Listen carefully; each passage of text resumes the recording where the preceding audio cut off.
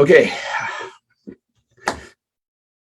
I'm going to talk about something that just happened to me about maybe 15, 20 minutes ago that is really impacted me emotionally.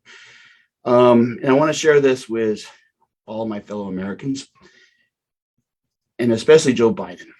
I'm kind of sort of angry at you right now, Joe, because you haven't fulfilled in any way the most important campaign promise you made during your race. So what happened was I was in a great mood. I'm the publisher of a couple of small town newspapers, Morgan Hill Life and Gilroy Life, and I was taking the downtown morning. I was taking the Morgan Hill Life to the news racks in the downtown, and I see a cop, Morgan Hill policeman, standing by in front of Rosie's at the Beach, which is a restaurant downtown. And I thought, his cop car was there on the street with this little blinker good sign saying go around him. And I thought there was a gas leak. I mean, I couldn't figure it out. So I said, oh, is there a gas leak? And the guy says, it's a dead body. And I asked him, was it a large, heavy-set man? And he said, you can look if you want. And so there was a little alleyway between Rosie's and the bagel shop. And I looked and saw the body face down. His legs didn't have pants on him, just his butt and his legs. And I went back to the cop, and I said, yeah, it's the man, the homeless man. And I said, I feed him sometimes sandwiches or cookies or water or hot tea one time. And he was always out of it. And I knew I should have called the cops or somebody to help him. I never did. He needed help. So I go around the corner news rack and putting the newspapers in the news rack, and it just hits me. I start crying. Jesus. I could have done something for him. I really could have. The cop said, don't feel bad, but this is what America's become. There's people dying on the streets. Here at a little town called Morgan Hill, California, in the southern end of Silicon Valley, and this poor man who probably was somebody's son, or obviously was somebody's son, dies alone on a cold rainy night, without anybody there to comfort him. We're all in our beds, warm and happy, and this poor man's dying. And I don't know his name. We didn't really talk. He didn't look like he wanted to talk. I tried to help him, and I didn't know what to do. So I'm looking at this as just one of so many problems that we have as Americans that we're failing at. Homelessness is a problem, but it's also a problem we could solve. But I think the problem we really have is we're so disunited as a nation. I mean, we are fighting each other. In the last 2 years was the pandemic and, the insurrection, the Capitol building and the riots and burning buildings and racism and voting rights and all this. It's just a storm of problems. But these problems are solvable if we stop fighting and start uniting. I keep thinking about that man. I mean, we could have helped him. I could have helped him, and I didn't do anything. I felt a lot of guilt after the Gilroy Garlic Festival mass shooting because I was going to be there at that exact spot at that time, and I decided not to go. And the survivor's guilt thing. And it's been a hard Christmas for everybody. I know. I mean, I've definitely had my George Bailey moments where it's like, do I want to live anymore? I don't know if I'm suicidal or not, but there have been times where I said, I just don't want to be here on this planet. I wish I was never born. I wish there was an angel that would have fulfilled that wish. Um, anyway, Americans, we can solve these problems. I've been trying, I don't know, for 10 years or so to figure out a way to get people to stop fighting and start uniting. And I'm going to make a prediction about next year, 2022. It's going to be a hell of a lot worse than the last 2 years we've had. And those were pretty bad. The pandemic is just going to rage on and on. No doubt, probably by summer, we're going to pass 1 million Americans dead. That's a lot. And that's an embarrassment because we can fix this.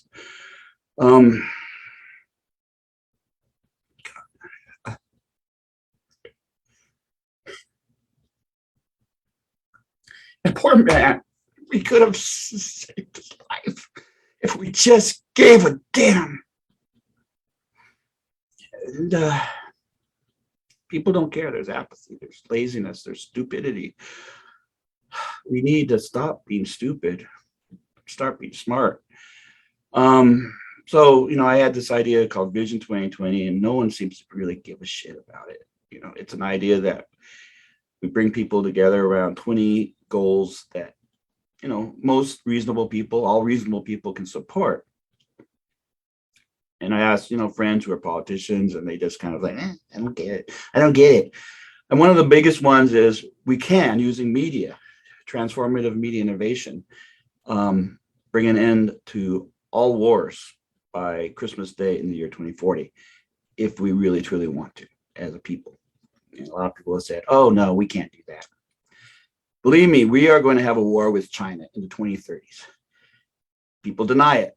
People have told me, oh, well, we're smart enough. We're not going to go to the war. Well, when you lose your democracy, which is what's happening right now, tyrants rise. And tyrants need an enemy.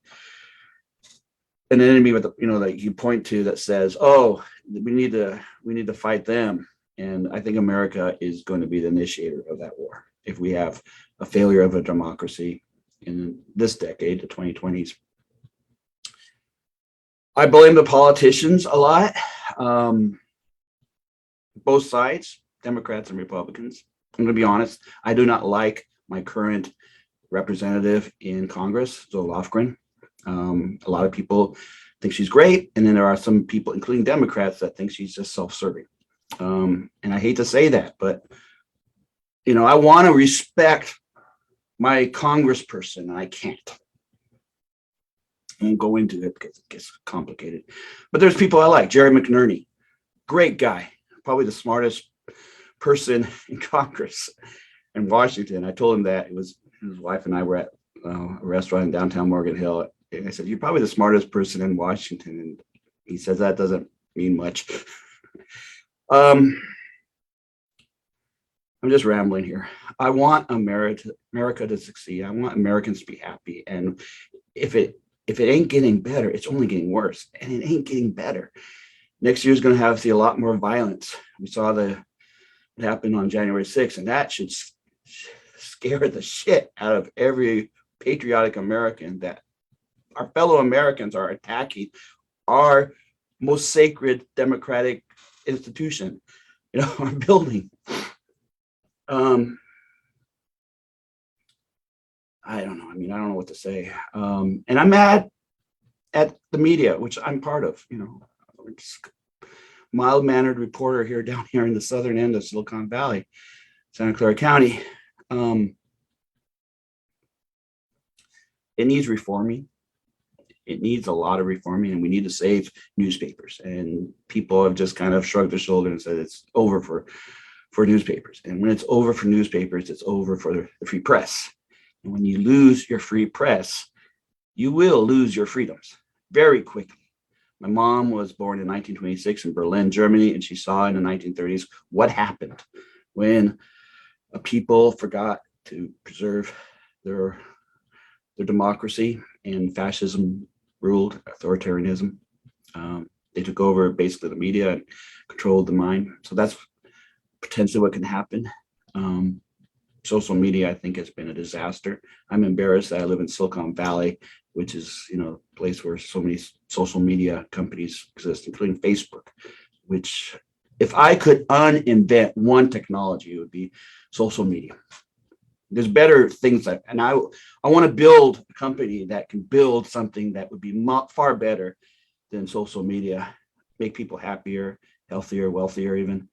But I've never, I tried reaching out to venture capitalists and banks, and they're not interested in the idea because I'm not, from Stanford or something like that. But I have ideas. I just need to build them. Oh, God. So I'm going to be damn honest for Americans. We suck right now as a nation for a lot of reasons, but we don't have to suck. We have people who care about this country. And I'm sure, I'm hoping that maybe if you're listening to this, as a fellow American and you realize, yeah, we suck right now. I mean, in the past, we've done great things. I mean, we're the first modern democracy, and our founding fathers warned us. Ben Franklin said, "A republic, if you can keep it," and I think he'd be very concerned right now that we're not keeping it. I'm angry at Joe.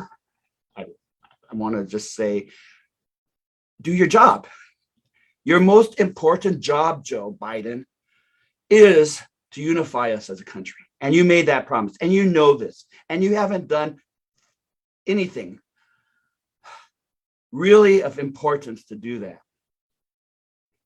During your campaign, I emailed you and your staff and other people, Democrats, even columnists for the New York Times and Washington Post and LA Times, an idea called Vision-2020, bringing people together, and never got anything back from you. And it's a solution. It's based on just human behavior, that we are best when we're united, and we are at our worst when we're divided, and we're becoming increasingly divided. And Joe, I give you a big fat F for your first year as president for a lot of reasons, but I think the number one reason is you haven't united us, or you haven't even taken steps to unite us. And you're going to blame the media or the Republicans or whatever. That's not the problem. It's the leadership. There's no visionary leadership, Joe, including you, including Kamala Harris, including a lot of Democrats and a lot of Republicans. And there are good Republicans, there are good Democrats. I'm an independent. I used to be a Republican, but I left the party because I think the party left its values. I asked the question, how did the party of Lincoln become the party of lunacy? And how did the party of FDR become the party of WTF? What the F? Why aren't you doing anything? And we are doing something. No, you're not. You're not doing what really needs to happen. We need leaderships like, John F. Kennedy saying we're going to the moon and back. Something that will bring people together and make people excited about democracy again. Respect their government, respect their leaders. Oh, I keep thinking about that poor man, that homeless man. This is a problem that's not that hard to solve. It just needs leadership. That poor man dying by himself. Think about it. If you have kids, is that how you want them to end up?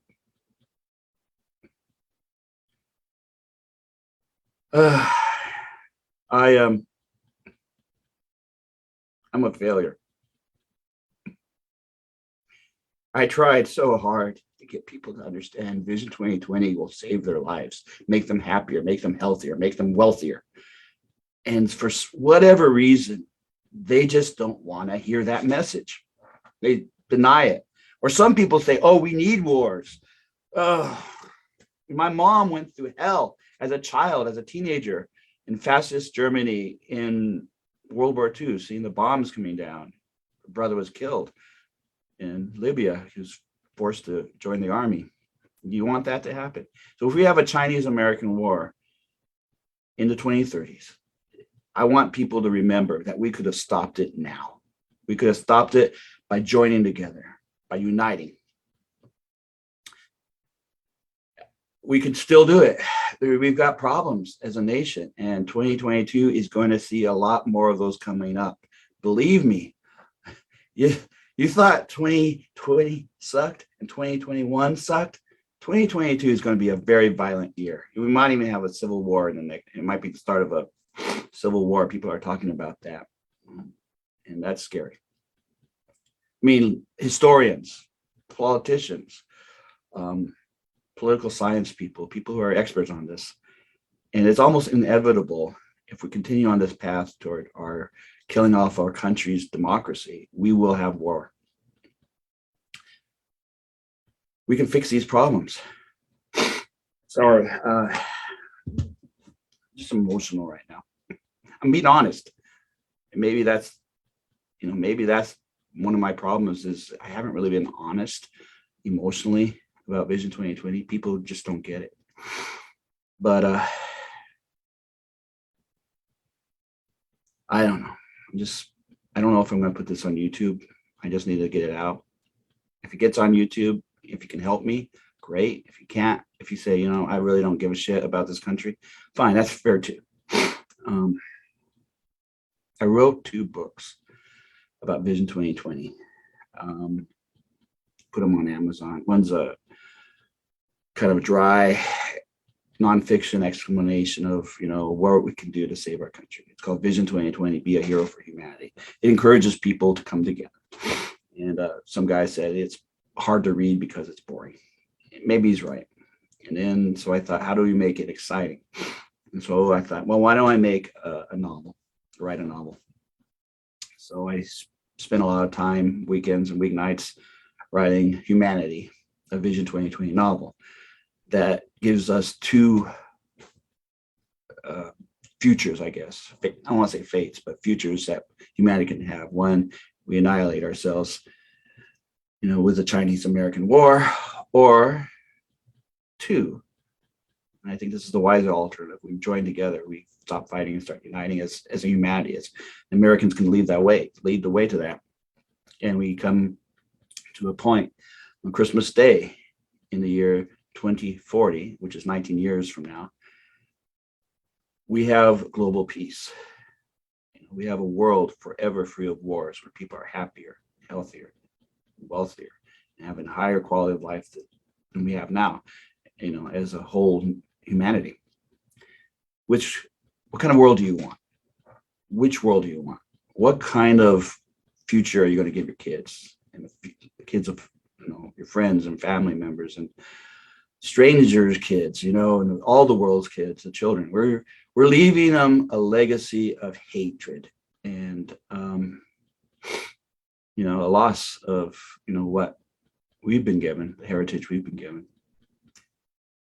So Joe, if you by chance happen to hear this message, or it gets to you, or maybe I'm hoping maybe the media might say, hey, this guy had an experience this morning, December 27th, 2021, 3 days after Christmas and a few days before the new year, that traumatized him. Not traumatized him and seen the body, but traumatized me in terms of I could have effing done something to help this guy.